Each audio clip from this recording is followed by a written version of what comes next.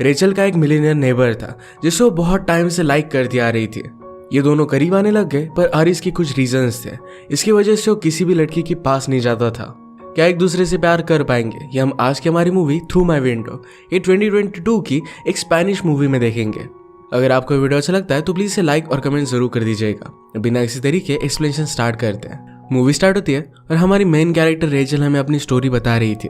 Rachel के घर के सामने एक लड़का रहता था जिसका नाम था आरिस। आरिस की फादर की पूरी कंट्री में एक बहुत बड़ी कंपनी थी और इसी वजह से वो मिलियनियर था।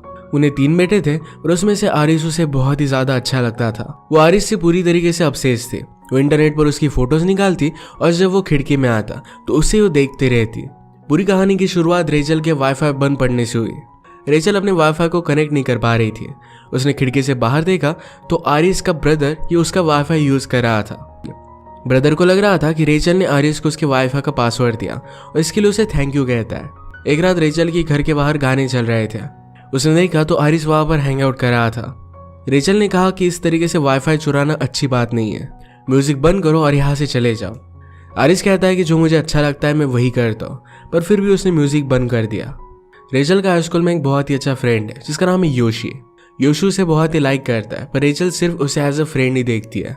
स्कूल के बाद जब फुटबॉल की प्रैक्टिस चलती है तो वहीं पर भी रेचल आरिस को देखने के लिए चली गई। वो बारिश में चलकर घर जा रहा था तो रेचल उसका पीछा करने लग गई। जंगल से होते हुए आरिस उसे कहीं भी दिख नहीं रहा था। उसे लगा कि उसके पीछे कोई है और वो कीचड़ में गिर जाती है। ये आरिस था और उसने पूछा कि तुम मेरा पीछा क्यों कर रही हो। रेचल कहती कि मैं तुम्हारा पीछा नहीं कर रही। आरिस कहता है कि मुझे पता है, तुम मुझे बहुत लाइक करती हो। रेचल ने कहा कि ऐसा कुछ भी नहीं है। आरिस फिर रेचल के हाथ पर उसका वाईफाई पासवर्ड लिखता है। ये आरिस द क्रिक गॉड था। आरिस ने कहा कि जब मैंने तुम्हारा नेटवर्क हैक किया उसमें मेरी बहुत सारी फोटोज तुम्हारे पास थी। तुम आखिर मुझसे चाहती क्या हो। रेचल ने कहा कि मैं चाहती हूँ कि तुम मुझसे प्यार करो। आरिस इस बात को थोड़ा भी सीरियस नहीं लेता। रेचल ने कहा कि मैं डर रही हूँ, मुझे घर तक छोड़ दो। आरिस ने कहा कि मुझे इसके बदले में कुछ चाहिए। मैं जहां पर जाऊँ वहां पर तुम्हें किस करना चाहता हूँ। ये दोनों करीब आकर किस करने वाले थे, पर आरिस रेचल को रोक लेता है। उसने उसे घर छोड़ दिया और रेचल आरिस की इंस्टाग्राम स्टोरीज देख रही थी।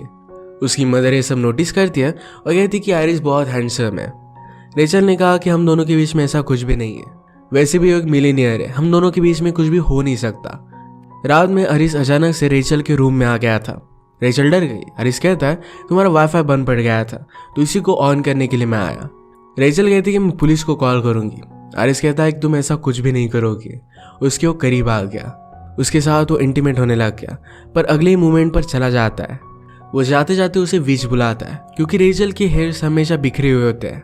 नेक्स्ट सीन में हम देखते हैं योशी डिलीवरी लेकर अपने स्कूल के वॉचमैन के पास गया। वॉचमैन ने कहा कि मैंने तो ये ऑर्डर नहीं किया था, पर मौके का फायदा उठाकर योशी स्विमिंग पूल की चाबी उससे चुरा लेता है। इसी के बारे में बताने के लिए नेक्स्ट डे वो रेचल के पास आया।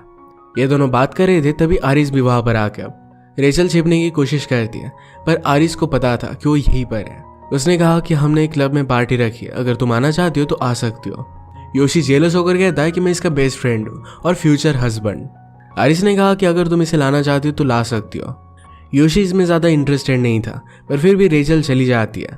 एरिस वीआईपी सेक्शन में था, पर रेचल को अंदर जाने नहीं दे रहे थे।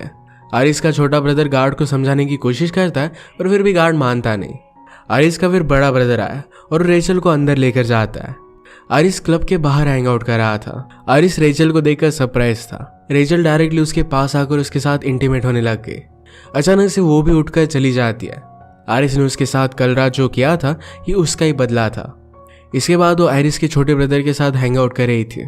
छोटे ब्रदर का नाम था अपोलो। अपोलो ने कहा कि मेरे ब्रदर्स मुझे ड्रिंक वगैरह कुछ भी नहीं करने देते, तो रेचल उसके लिए ड्रिंक बाय कर देती है। वो बहुत ही ज्यादा ड्रंक हो जाता है। रेचल की फ्रेंड क्लॉडिया उसे बहुत ही अच्छी लगती है, पर क्लॉडिया उसे थोड़ा सा भी भाव नहीं देती है। रेचल उसे घर पर छोड़ने वाली थी, पर अपोलो कहता है कि वहां पर मेरे फादर होंगे, प्लीज मुझे घर पर मत लेकर जाओ। रेचल मान नहीं रही थी तो उसका फोन लेकर उसने नीचे फेंक दिया। इससे वो टूट जाता है। रेचल फिर उसे अपने ही घर पर लेकर आई। आरिस ने फिगर आउट किया और वो भी वहां पर आ जाता है। अपने ब्रदर की अच्छे से केयर रखता है। उसके ग्रैंडफादर जब बीमार थे तो उसने उनका ख्याल रखा था, इस वजह से उसे मेडिकल में जाना है। उसके फादर चाहते कि वो बिजनेस संभाले, इस वजह से वो डॉक्टर नहीं बन सकता। आरिस ने कहा कि जब तक हमारे फादर घर से चले नहीं जाते हमें यहीं पर रहना पड़ेगा। वो रेचल के बेड में सो गया और कहता है कि तुम भी आकर सो जाओ। वो दोनों वहीं पर एक दूसरे को प्लीज करने लग गए। अगले दिन स्कूल से वापस आने के बाद रेचल को आरिस का गिफ्ट मिला। उसने उसे एक आईफोन गिफ्ट किया था। उसे गलत लगता है तो आरिस को वापस करने के लिए चली गई।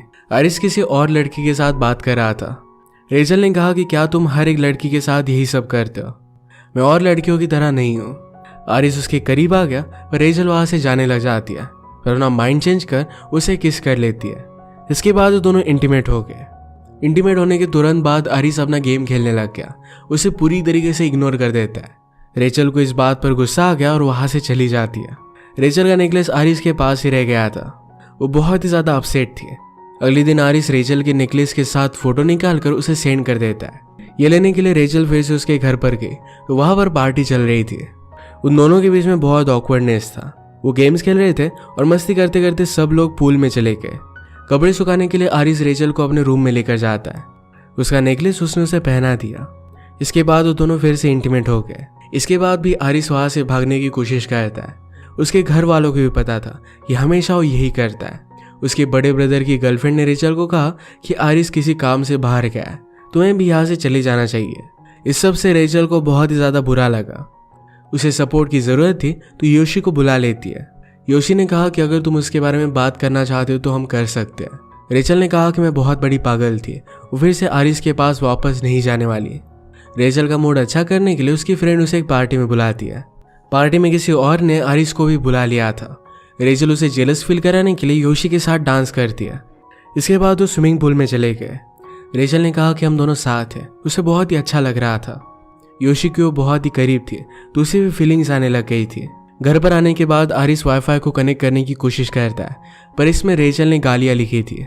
उसने खिड़की से बाहर देखा तो रेचल ड्रंक होकर घर पर आई। रास्ते के आदमी उसे छेड़ने की कोशिश कर रहे थे तो आरिस उठाकर बेडरूम में उसे रख कर आता है। रेचल ने उसका हाथ पकड़ लिया, कहा कि मुझे स्टोरी सुना और इसके बाद तुम चले जाना। आरिस ने रेचल के साथ जो भी किया इसके लिए उसे बहुत ही गिल्टी लग रहा था। उसने कहा कि जब मैं छोटा था तो मैंने मेरी मदर का अफेयर पकड़ लिया था। जब ये सब बात मैंने मेरे ब्रदर से कही तो मुझे अपने फादर के पास लेकर गया। फादर ने कहा कि मेरे भी बहुत सारे अफेयर चलते हैं। किसी से प्यार करना एक कमजोरी होती है और ये कभी भी तुम्हें करना नहीं चाहिए। इसी वजह से आरिस अलग अलग लड़कियों के साथ होता है। इससे उन्हें कोई भी फर्क नहीं पड़ता, पर वो किसी से प्यार करे तो एक बड़ा इशू बन जाएगा। हमेशा आरिस अपनी फीलिंग्स से भागता आ रहा है। जब वो रेचल के साथ है तो उसे भी उसके लिए फीलिंग्स डेवलप हो रही थी और इसी वजह से उसे उसने दूर कर दिया। आरिस ने ये सब बातें रेचल को टेक्स्ट भी की थी, पर इसे वो डिलीट कर देता है। अगले दिन उसके फादर ने उसे बुलाया, कहा कि तुम्हारे ग्रेड्स बहुत ही कम है, तुम्हें बहुत ही अच्छे से स्टडीज में परफॉर्म करना पड़ेगा, उसके के बाद तुम स्टैनफोर्ड में जा पाओगे। उन्हें रेचल के बारे में पता था। वो ये भी कहते हैं कि कभी भी किसी से प्यार मत करना। इस सब के बारे में आरिस बहुत सोचता है। रेचल से वो दूर नहीं रह सकता। उसने फुटबॉल खेलते हुए एक गोल किया और वो रेचल को डेडिकेट करता है। बाद में लाइब्रेरी में आकर उसने उससे बात की। रेचल उससे गुस्सा थी, उससे कोई भी रिलेशनशिप नहीं रखना चाहती। आरिस ने कहा कि मैं हमेशा अपनी फीलिंग से भागता आ रहा हूँ, पर प्लीज मुझे एक चांस दो। अगर तुम अब रेडी नहीं हो पर तुम्हें फ्यूचर में कभी भी लगे तो मैं हमेशा तुम्हारे लिए वेट करता रहूंगा। उसे कॉस्ट्यूम पार्टी के बारे में बताकर जाता है। योशी ये सब देख रहा था और उठकर चला गया।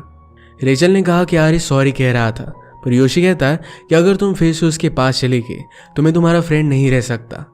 वो सिर्फ तुम्हें यूज कर रहा है और मैं हमेशा तुम्हारे साथ रहना चाहता हूँ। रेचल आरिस के साथ पार्टी में जाने के लिए मान गए, पर आरिस कहता है कि हम पार्टी में नहीं जा रहे, मैंने प्लान चेंज कर दिया है। अपने फादर की ऑफिस की बिल्डिंग में उसे लेकर गया।